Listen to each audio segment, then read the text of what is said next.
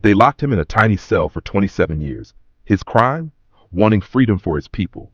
But when he walked out, he didn't seek revenge. He forgave. And then, he became president of the very country that once imprisoned him. His name was Nelson Mandela. Nelson Rolihlahla Mandela was born on July 18, 1918, in the small village of Mvezo, South Africa.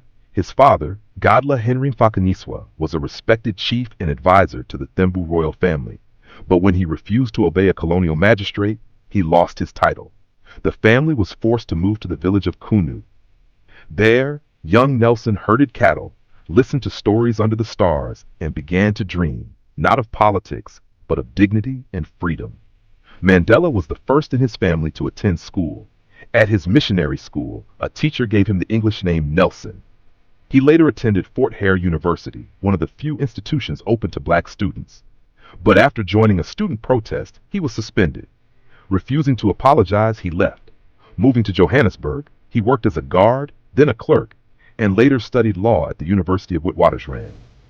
The more he saw, the more he knew South Africa needed change. In 1948, apartheid became official law, a brutal system that separated people by race. Black South Africans couldn't vote, had to carry passbooks just to travel in their own country, and were forced to live in segregated areas, far from jobs, schools, and proper health care. Mandela joined the African National Congress (ANC) and co-founded the ANC Youth League. They organized peaceful protests, boycotts, and marches, but the government responded with violence. In 1960, tragedy struck in Sharperville. Thousands had gathered to protest past laws. Police opened fire, killing 69 unarmed people, most shot in the back as they fled. The world was shocked. The government declared a state of emergency, banned the ANC, and arrested thousands. Mandela went underground. He realized peaceful protest alone wasn't enough. In 1961, he co-founded Umkhonto we Sizwe, Spear of the Nation, not to attack people, but to sabotage apartheid systems. In 1962, Mandela was arrested for leaving the country without permission and organizing protests. He received a 5-year sentence. While he was in prison, police discovered secret sabotage plans at a farm in Rivonia. Mandela and his comrades were put on trial again. Facing the death penalty, Mandela delivered his famous speech, "I have fought against white domination, and I have fought against black domination. I have always believed in a free and democratic South Africa. It is an ideal for which I am prepared to die." Instead of death, he was sentenced to life in prison. Mandela spent 18 years on Robben Island, in a tiny cell with no bed, no toilet, just a mat and a bucket. He worked breaking rocks in the sun. He was allowed one letter every 6 months, 2 short visits a year. When his mother and later his son died, he was denied permission to attend their funerals. Yet Mandela stayed strong. He studied, taught fellow prisoners, and even learned Afrikaans, the language of his jailers, to better understand the system that oppressed him.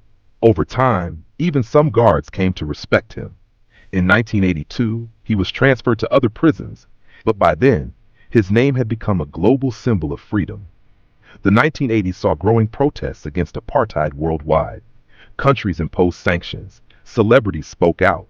Everywhere, voices called, "Free Nelson Mandela." The government offered him freedom if he would renounce the struggle. He refused. "I cannot be free while my people are not." Finally, on February 11, 1990, after 27 years in prison, Mandela walked free at age 71. Standing beside his wife Winnie, he addressed the crowd. "I stand here before you not as a prophet, but as a humble servant of you, the people." But his work wasn't over. Apartheid was still law. From 1990 to 1993, Mandela negotiated with President F.W. de Klerk to end apartheid peacefully. It was a tense time, with protests and violence threatening to tear the nation apart. But Mandela chose calm over chaos, unity over revenge. In 1994, apartheid was abolished.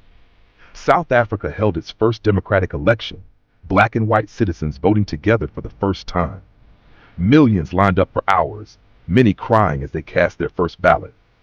On May 10, 1994, Nelson Mandela became South Africa's first black president. He led with humility. He invited former enemies into his government. He focused on reconciliation.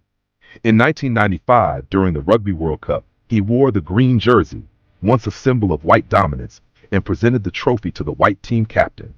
The crowd chanted his name. A game became a moment of healing.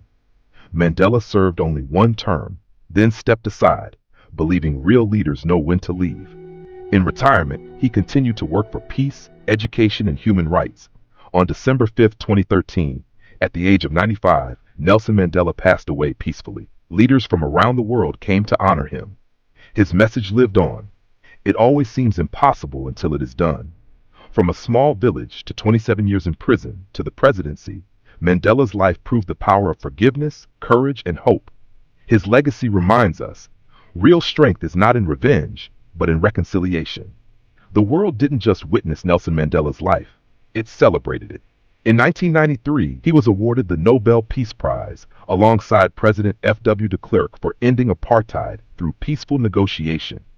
He went on to receive the UN Human Rights Prize, the U.S. Presidential Medal of Freedom, and more than 250 honors from nations across the world. Even his birthday, July 18th, is now marked as International Nelson Mandela Day, a day dedicated to serving others, just as he devoted his life to serving humanity. Mandela himself said the Nobel Prize was not his alone, but belonged to all South Africans who had suffered in the fight for freedom. He endured years of pain and emerged with peace. He spent 27 years in a prison cell, yet walked out ready to forgive. He did not fight with hate, he fought with hope. He did not lead through fear, he led with forgiveness. And he showed the world that courage is not the absence of fear, but the determination to move forward despite it. Subscribe to Lifted by Life for more true stories of strength and transformation, because together we rise.